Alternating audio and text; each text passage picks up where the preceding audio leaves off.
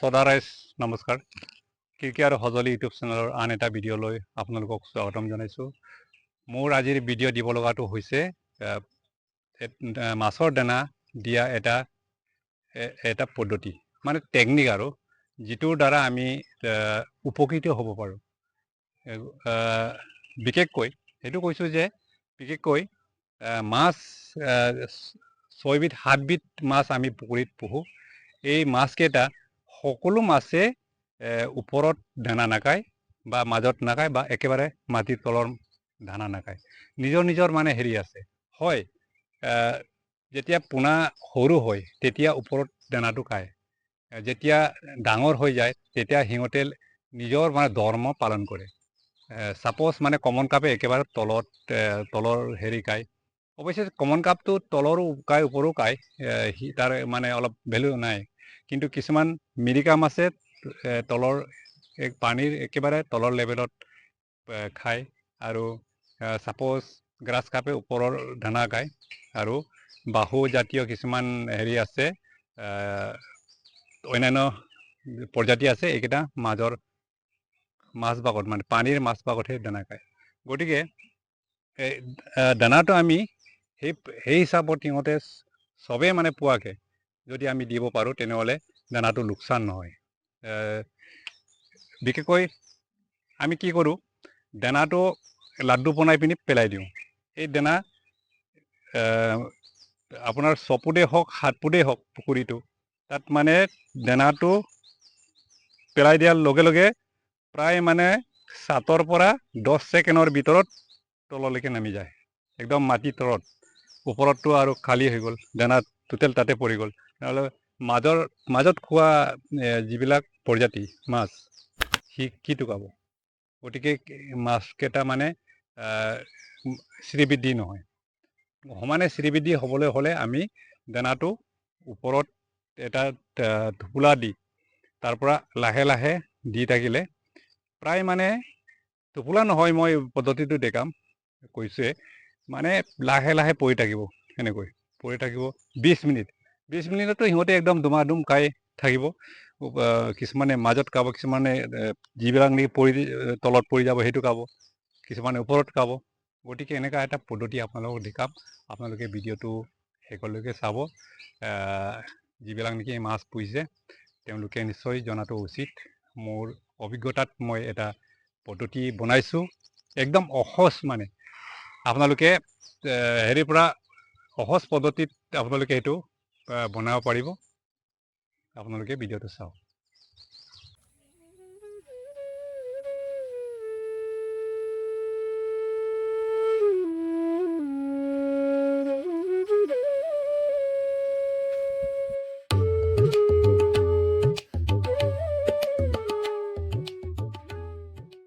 এইটো চাওক, এইটো এনেকৈ বান্ধি দিয়া হ'ব, এইটো উপঙি থাকিব।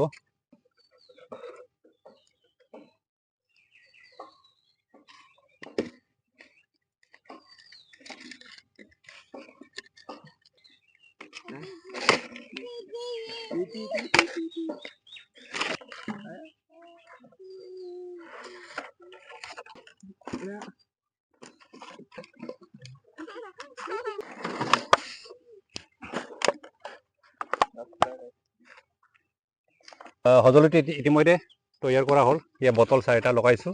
সেইটো এনেকৈ পুখুৰীত লগাই দিব। আপোনালোকে চাব ভিডিঅ'টো কেনেকুৱা হেৰি কৰিছে। আচলতে মই পৰীক্ষা কৰিছিলোঁ দানা দিয়াটো। দানাটো মানে কি, এই নেটত দিলে কি হয়, এইটো ভাল নহয়। নেটত দিয়াটো এইটো কুটিবলৈ অসুবিধা হয়, মানে মাছে কুটি কুটি খাব নহয়, তেতিয়া অসুবিধা হয়, সোনকালে নোলায়। সেইটো পৰীক্ষা কৰিছোঁ, সেইটো মানে পটাপট মানে দানাটো গুচি যায়। চাওক, এতিয়া 4টা এনেকৈ কিবা দিলোঁ, বটল দিলোঁ। এই বটলকেইটা পূৰা কিবা কৰি টাইট কৰাৰ পাছত ইয়াত কিবা দিছোঁ, আটা লগাইছোঁ মোটামুটিকৈ, যাতে ওলাই যাব নোৱাৰে। ফেবিকুইক লগাইছোঁ। তাৰপাছত সেইটো হৈছে কিবা চাউল জাৰে, সেইটো কিবাটো চালানি, কিবাটো মই খৰাহিটো ব্যৱহাৰ কৰিছোঁ। ফুটাটো চাহ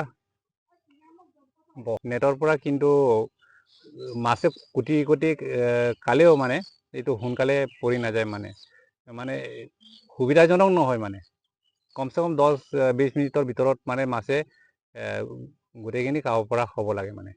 গতিকে সেইটো মই পৰীক্ষা কৰিছিলোঁ, পৰীক্ষা কৰি ইয়াৰ পৰা সফল হৈছে।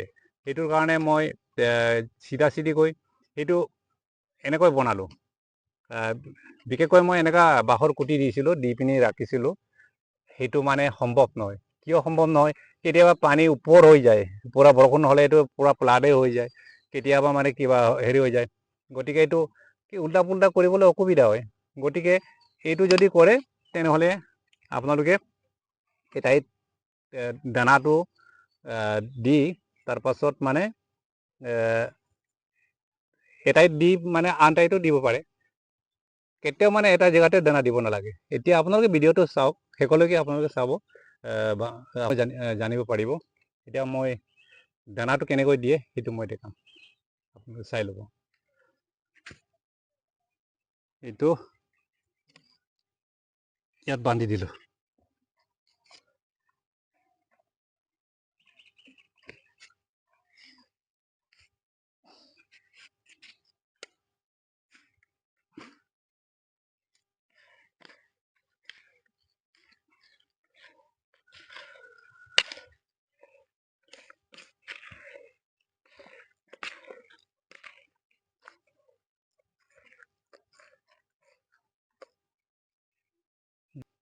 এইটো খলি হয় আৰু কিবা ওচৰৰ পৰা দেখালে ভাল হয় ন।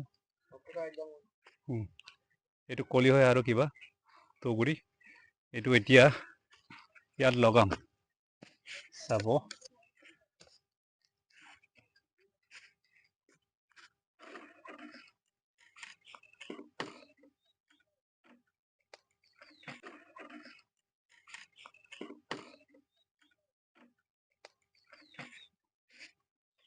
এইটো লগাই দিম।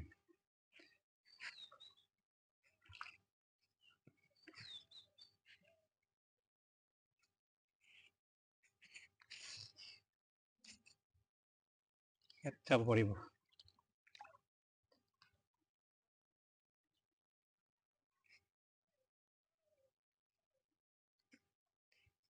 তললৈ পৰা নাই। যেতিয়া মাছে আহি কুটিব তেতিয়া মানে তললৈ লাহে লাহে গৈ থাকিব। এতিয়াও লাহে লাহে গৈ আছে, চাব কেনেকৈ পানীত লাহে লাহে গৈ আছে। সেইটো লাহে লাহে এয়া নামি গৈছে, লাহে লাহে নামি গৈছে। এতিয়া ওপৰতো খাব, মাজতো খাব, তলতো খাব, গোটেইখিনি চব প্ৰজাতিৰ মাছে খাব পাৰিব। এইটো চাওক, এই বস্তুটো কদাচিতো তললৈকে নাযায়, এইটো আকৌ ওপৰলৈ যাবই লাগিব। ছাপ'জ মই দিলোঁ এনেকুৱা, তললৈ দিলোঁ, আকৌ উঠি আহিলেগৈ। গতিকে আপোনালোকে এইটো টেকনিক কৰক। আপোনালোকে বিশেষকৈ মোৰ চেনেলত তেনেকুৱা মানে পদ্ধতিমূলক কিছুমান টেকনিকে বেছিকৈ পাব। আপোনালোকে চাই থাকিব, বহুত টেকনিক তেনেকুৱা দিবলৈ আছে। মানে সহজ সৰল মানে কাম আৰু যিবিলাক নেকি আমাৰ কৃষক ৰাইজৰ কাৰণে বহুতখিনি সুবিধাজনক। এয়া চাওক, এতিয়া আমি ইয়াত ৰছীটো দিলোঁ নহয়, সেইটো আকৌ যেতিয়া আমি দানা দিম, দানা দিয়া সময়ত আমি দানাটো খাই শেষ হ'ল, ধৰা পিছদিনা আজি দিলোঁ ৰাতিপুৱা, ধৰা সন্ধিয়াকৈ দিবলৈ যদি বিচাৰে তেনেহ'লে ইয়ালৈ আনিলোঁ। ইয়াততো ধৰি লোৱা কালি হ'ল, এতিয়া দানাটো দিলোঁ, আকৌ এফালে মাৰিৰ পৰা পঠাব পাৰে, এনেকুৱা মাৰিৰ পৰা পঠাই দিয়ক। ইয়াততো বান্ধি ৰাখিছেই। তাৰপাছত ছাপ'জ মানে দানা আচলতে আপোনালোকে মাছক মানে এটা জেগাতে দানা দিব নালাগে। এটা জেগাতে যদি দানা দিয়ে তেনেহ'লে বহুতখিনি বেয়া হয়। মানে মাছকেইটা এই চাইডতে ঘূৰি থাকে আৰু বাহিৰলৈকে নাযায়। এতিয়া ছাপ'জ মোৰ এই কিবাটো বহুত লম্বা আছে, ইয়াত 2 বিঘা আছে, বহুত লম্বা কিবা পিছাৰি। এতিয়া আজি ইয়াত দিছে, খালি তাত দিব লাগিব সেই চুকত, আকৌ পৰহি দিনা ইয়াত দিব লাগে। তেতিয়া সিহঁতে দৌৰা দৌৰি হৈ থাকে মানে। ছাপ'জ আপোনালোকৰ পুখুৰীটো মানে কিছুমান গোলমূৰীয়া, কিছুমান প্ৰায় লম্বাকৈ পুখুৰী বনায়। গতিকে সেইটোৰ কাৰণে কৈছোঁ মই, আপুনি এই চুকত এবাৰ দিয়ক, সেই চুকত এবাৰ দিয়ক, তেনেকুৱা অদল বদল কৰি দানাটো দিব লাগে। তেতিয়া মাছটো দৌৰা দৌৰি হৈ তেতিয়া মাছটো ডাঙৰ হয়। তাৰপাছত আৰু এটা কথা আপোনালোকক জনাওঁ, যদি আপোনালোকৰ কিবা আছে, হাঁহ আছে ঘৰত, তেনেহ'লে হাঁহটো এই দানাটো খাই দিব নহয়। তাৰ কাৰণে কি কৰিব লাগে, ইয়াত মানে এটা বৰ্তন এটা, কড়াই হ'লেও হ'ব, কড়াইয়ে হওক বা ধৰা তেনেকুৱা চৰিয়া হ'লেও হ'ব, গামলা হ'লেও এইটো ইয়াত ঢাকি দিব লাগে। ঢাকি পিনি এনেকুৱা এৰি দিয়ক। এইটো 20-25 মিনিট দৰকাৰ হ'ব ইহঁতে খাই থাকিব। যদি 1 কেজি হয় 25 মিনিটমান লাগিব খাবলৈ।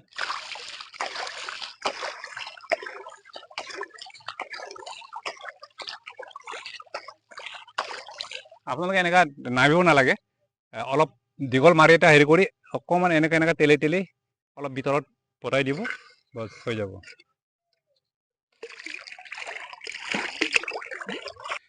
বিশেষকৈ মই সেইখিনিয়ে দেখাইছোঁ আজি, আৰু বহুত দিবলগীয়া হেৰি আছে, সমস্যা আছে। ছাপ'জ হেৰি আৰু এটা মই পৰীক্ষা কৰি মই একবাৰ টেষ্ট হিচাপে দিছোঁ। মানে মই এটা এই যে পানী কাউৰী যে, এই কাউৰীটো মই কেনেকৈ ধৰিব পাৰি সেই পদ্ধতি কৰিছোঁ। সেইটো মই পিছত বাৰু দেখাম আপোনালোকে যদি দৰকাৰ হয়। আৰু ভিডিঅ'টো বৰ দীঘলীয়া নকৰোঁ, সেইখিনিতে ভিডিঅ'টো শেষ কৰি লৈছোঁ। থেংক ইউ, ধন্যবাদ।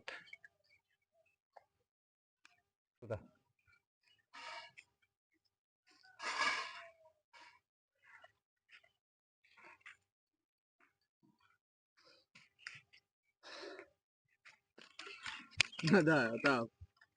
Dar foto.